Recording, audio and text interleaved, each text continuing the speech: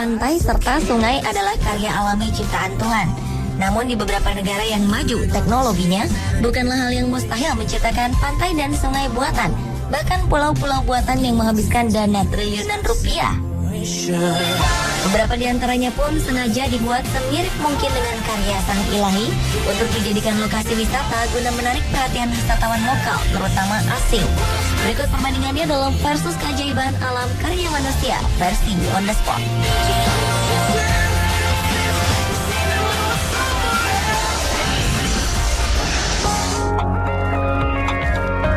Menikmati keindahan pantai tanpa harus terganggu cuaca?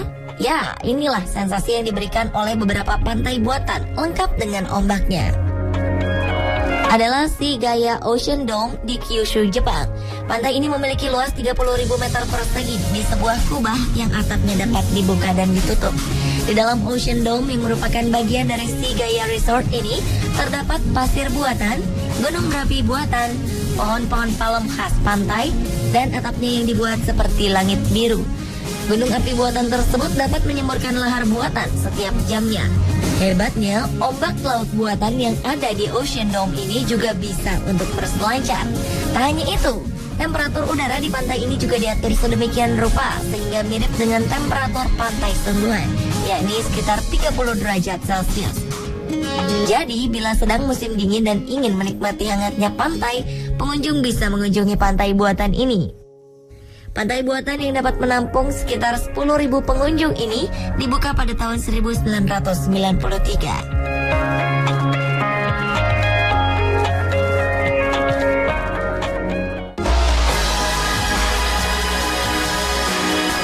Tak hanya di Jepang, pantai buatan juga terdapat di Jerman, tepatnya di Krausnick yang bernama Tropical Island. Pantai buatan ini memang dibuat mirip seperti suasana di daerah tropis. Pantai buatan ini luasnya 2 kali lebih besar dari Ocean Dome, yakni sekitar 70.000 meter persegi di dalam sebuah kubah yang dahulunya menjadi landasan pacu pada Perang Dunia Kedua. Selain itu, karena bertema tropis, pantai buatan ini berbeda dari yang ada di Ocean Dome Jepang. Tropical Island dilengkapi dengan 50.000 tumbuhan tropis, pasir putih, dan sederet pohon kelapa. Tak hanya itu, di dalam kubah setinggi 107 meter ini, pengunjung juga bisa menikmati fasilitas penginapan dan beragam atraksi yang menyenangkan. Pantai ini memiliki suhu sekitar 26 derajat Celcius dengan kelembapan 64%. Jadi sangat memungkinkan bila sedang turun salju, para wisatawan dapat menikmati hangatnya pantai ala daerah tropis tersebut.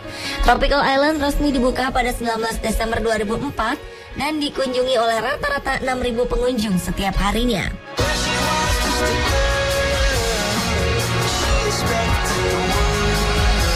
Pantai buatan berikutnya terletak di Brisbane, Australia, bernama Southbank Parklands. Luasnya jauh lebih kecil dari Ocean Dome dan Tropical Island, yakni hanya seluas 2.000 meter persegi.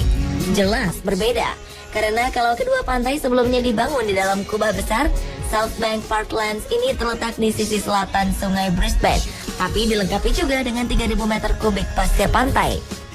Airnya pun mengandung klorin dan diganti setiap 6 jam sekali, jadi selalu bersih. Salah satu objek wisata favorit warga Australia ini juga dilengkapi wahana bermain, antara lain jungkat jungkit dan perosotan. Serta terdapat kincir raksasa setinggi 60 meter yang dapat dinaiki oleh maksimal 4 orang setiap kapsulnya. Pantai buatan ini cocok untuk keluarga yang membawa anak-anaknya berlibur.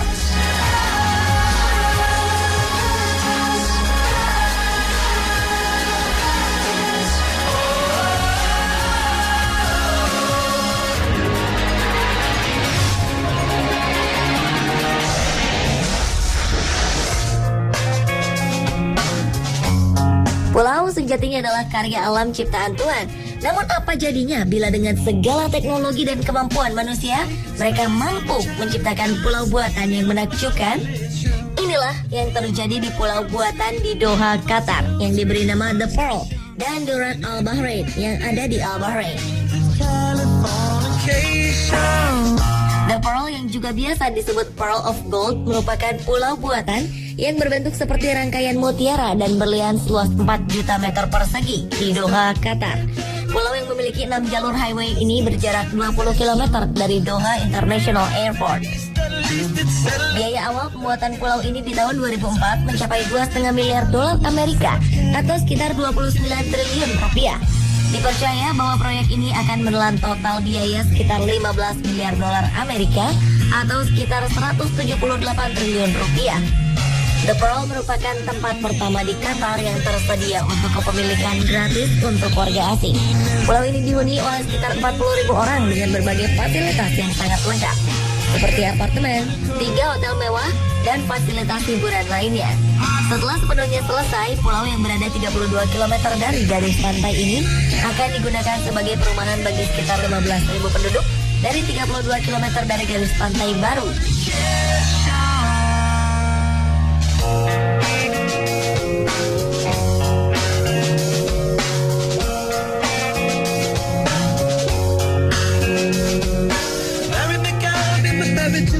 Seakan menyaingi kemewahan dari The Pearl di Qatar, di Bahrain juga ada pulau buatan terbesar yang terdiri dari serangkaian 15 pulau buatan yang bernama Durat Al Bahrain. Pulau buatan ini lebih luas dari The Pearl, yakni sekitar 20 juta meter persegi. Namun biaya pembuatannya lebih kecil dari The Pearl, yaitu sekitar 6 miliar dolar Amerika atau 71 triliun rupiah. Pulau ini mampu menampung 60.000 penduduk dan dilengkapi dengan hotel-hotel mewah bintang 5, lapangan golf 18 lubang, 12 jembatan, dan marina. Marina ini akan mencakup lahan seluas 700.000 meter persegi dengan biaya pembangunan sekitar 1,3 miliar dolar Amerika atau sekitar 15 triliun rupiah. Namun pekerjaan proyek ini sempat terputus pada bulan Februari 2008 karena sengketa pembayaran gaji lebih dari 1.300 pekerja. Mereka sempat melakukan aksi mogok menuntut gaji yang lebih baik. Tapi kemudian pemogokan dibatalkan dan pekerjaan proyek pun dilanjutkan. Pulau yang diberi julukan The Most Perfect Pearl atau mutiara yang paling sempurna di Teluk Arab ini merupakan pembangunan bersama yang dimiliki oleh pemerintah Bahrain dan Kuwait Finance House.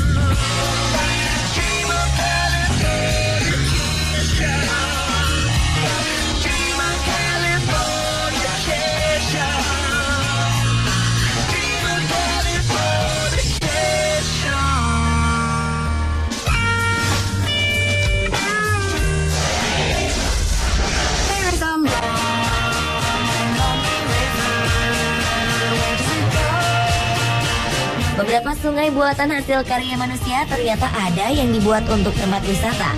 Ada juga yang dibuat untuk menyelamatkan sungai yang kumuh dan penuh sampah di mana-mana. Seperti sungai buatan yang berada di Singapura ini, dibangun untuk tempat wisata bertema kebun binatang. Inilah River Safari.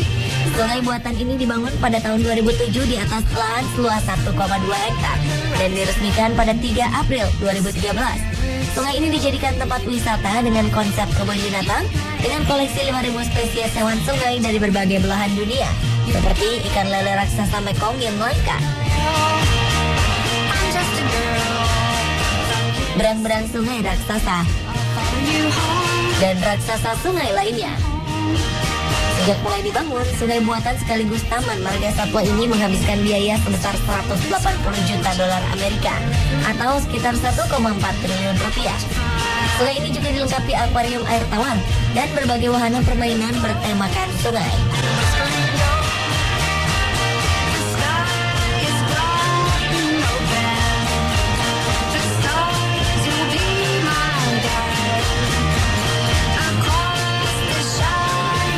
Berbeda dengan River Safari yang sengaja dibuat untuk tempat wisata sungai yang diisi berbagai hewan habitat sungai, di Korea Selatan dibuat sungai buatan yang dahulunya merupakan daerah kumuh.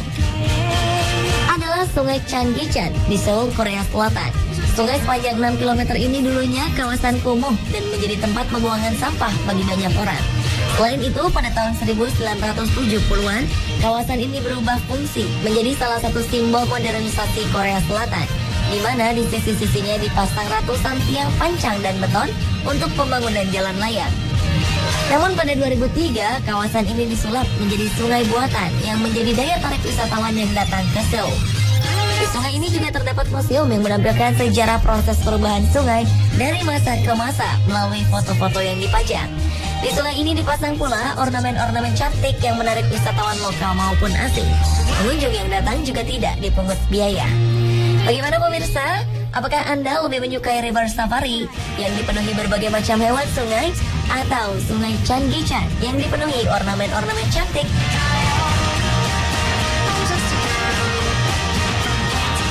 Pemirsa, itulah tadi versus keajaiban alam karya manusia versi on the spot.